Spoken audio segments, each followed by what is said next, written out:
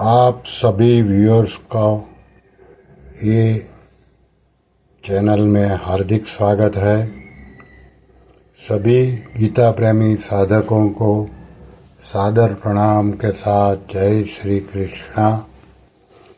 हमारी यात्रा में हम आ चुके हैं अध्याय 11 श्लोक क्रमांक 8। ओम श्री परमात्मने नमः। भगवान ने 3 श्लोकों में 4 बार पश्य पद से अपना रूप देखने के लिए आज्ञा दी। इसके अनुसार ही अर्जुन आंखें फाड़ फाड़ कर देखते हैं और देखना चाहते भी हैं, परंतु अर्जुन को कुछ भी नहीं दिखता।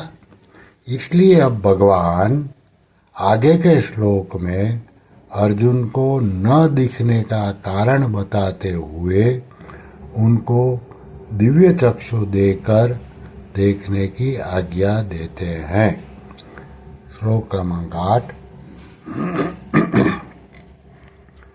न तु मां शक्यसे द्रष्टुम् अनैनैव स्वचक्षुषा दिव्यं ददाति ते चक्षुः पश्य मे योगमैश्वरम्। अर्थात भगवान बोले, परंतु तू इस अपनी आंख यानी कि चर्म चक्षु से मुझे देख ही नहीं सकता, इसलिए मैं तुझे दिव्य चक्षु देता हूँ जिससे तू मेरी ईश्वरीय सामर्थ्य को देख। इस श्लोक को साधक संजीवनी में भगवान ने इस प्रकार समझाया है। रामसुखदास जी ने इस प्रकार समझाया है। न तु मां शक्यसे द्रष्टुमनैव स्वचक्षुषा। तुम्हारे जो चर्म चक्षु है इनकी शक्ति बहुत अल्प और सीमित है, इसलिए प्राकृत होने के कारण ये चर्म चक्षु केवल प्रकृति के तुच्छ कार्य को ही देख सकते हैं, अर्थात प्राकृत मनुष्य, पशु, पक्षी आदि के रूपों को, उनके भेदों को तथा धूप छाव आदि के रूपों को ही देख सकते हैं, परंतु वे मन बुद्धि इंद्रियों से अतीत मेरे रूप को नहीं दे सकते। फिर है दिव्यम ददामि ते चक्षुः पश्य मे योगमैश्वरम्।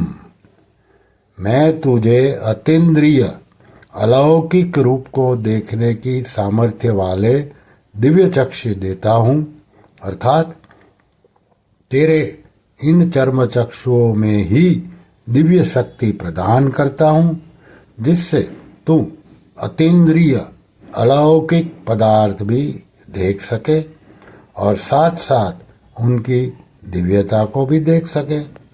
यद्यपि दिव्यता देखना नेत्र का विषय नहीं है, प्रत्युत बुद्धि का विषय है, तथापि भगवान कहते हैं, मेरे दिए हुए दिव्य चक्षुओं से तू दिव्यता को अर्थात मेरे ईश्वर संबंधी अलौकिक प्रभाव को भी देख सकेगा।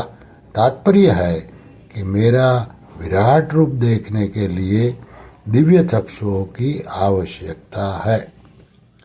पश्य क्रिया के 2 अर्थ होते हैं। एक तो बुद्धि यानी कि विवेक से देखना और दूसरा नेत्रों से देखना। 9वें अध्याय के 5वें श्लोक में भगवान ने पश्य में योगमैश्वरम कहकर बुद्धि के द्वारा देखने यानी कि जानने की बात कही थी। अब यहाँ पश्य में योगमैश्वरम कहकर नेत्रों के द्वारा देखने की बात कहते हैं। जैसे किसी जगह श्रीमद् भगवत गीता ऐसा लिखा हुआ है, जिनको वर्णमाला का बिल्कुल ज्ञान नहीं है, उनको तो इसमें केवल काली काली लकीरें दिखती है और जिनको वर्णमाला का ज्ञान है उनको इसमें अक्षर दिखते हैं, परंतु जो पढ़ा लिखा है और जिसको गीता का गहरा मनन है उसको श्रीमद् भगवत गीता ऐसा लिखा हुआ दिखते ही गीता के अध्यायों की, श्लोकों की, भावों की सब बातें दिखने लग जाती है। ऐसे ही अर्जुन को जब भगवान ने दिव्य चक्षु दिए तब उनको अलौकिक विश्व रूप तथा उसकी विशेषता भी दिखने लगी, जो कि साधारण बुद्धि का विषय नहीं है। यह सब सामर्थ्य भगवत प्रद दिव्य चक्षु की ही थी।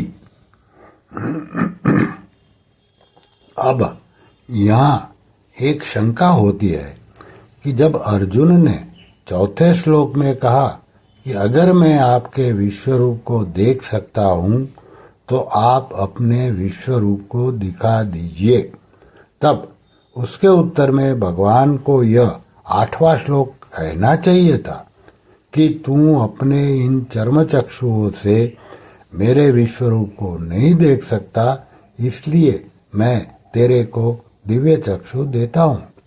परंतु भगवान ने वहाँ ऐसा नहीं कहा।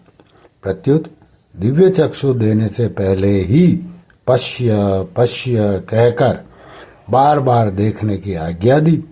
जब अर्जुन को दिखा नहीं तब उनको न दिखने का कारण बताया और फिर दिव्य चक्षु देकर उसका निराकरण किया। अतः इतनी झंझट भगवान ने की ही क्यों?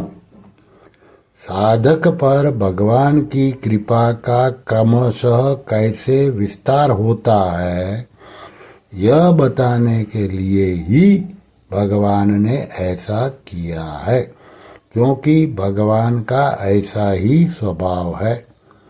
भगवान अत्यधिक कृपालु हैं। उन कृपा सागर की कृपा का कभी अंत नहीं आता। भक्तों पर कृपा करने के उनके विचित्र विचित्र ढंग है। जैसे पहले तो भगवान ने अर्जुन को उपदेश दिया, उपदेश के द्वारा अर्जुन के भीतर के भावों का परिवर्तन कराकर उनको अपनी विभूतियों का ज्ञान कराया। उन विभूतियों को जानने से अर्जुन में एक विलक्षणता आ गई, जिससे उन्होंने भगवान से कहा कि आपके अमृतमय वचन सुनते हुए मेरी तृप्ति नहीं हो रही है। विभूतियों का वर्णन करके अंत में भगवान ने कहा कि ऐसे तरह तरह की विभूतियों वाले अनंत ब्रह्मांड मेरे एक अंश में पड़े हुए हैं। जिसके एक अंश में अनंत ब्रह्मांड हैं, उन विराट रूप को देखने के लिए अर्जुन की इच्छा हुई और इसके लिए उन्होंने प्रार्थना की। इस पर भगवान ने अपना विराट रूप दिखाया और उसको देखने के लिए बार बार आज्ञा दी, परंतु अर्जुन को विराट रूप दिखा नहीं। तब उनको भगवान ने दिव्य चक्षु प्रदान किए। सारांश यह हुआ कि भगवान ने ही विराट रूप देखने की जिज्ञासा प्रकट की।